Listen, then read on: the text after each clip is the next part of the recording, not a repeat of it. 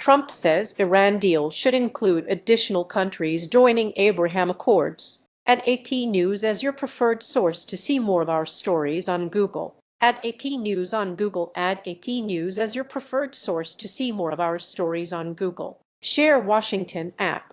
President Donald Trump said Monday that any agreement with Iran should include a requirement for several additional countries, including Saudi Arabia and Turkey, to join the Abraham Accords, the U.S. brokered agreements aimed at normalizing relations with Israel that were forged during Trump's first term. In a social media post, Trump said negotiations are proceeding nicely, tied any eventual agreement to expanded participation in the agreements first signed in 2020. He pointed to Saudi Arabia and Qatar as countries that should immediately sign on, followed by Pakistan, Turkey, Egypt, and Jordan.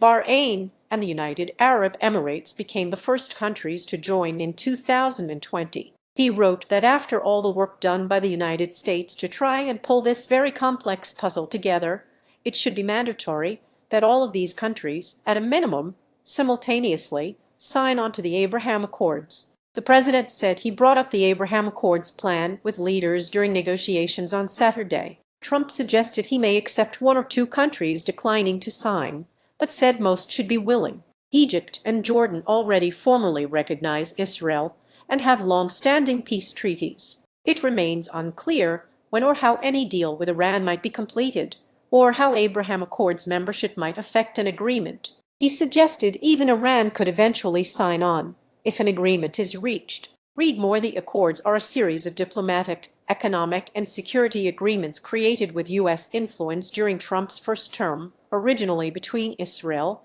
and the United Arab Emirates and Bahrain, followed by Sudan, Morocco, and more recently, Kazakhstan.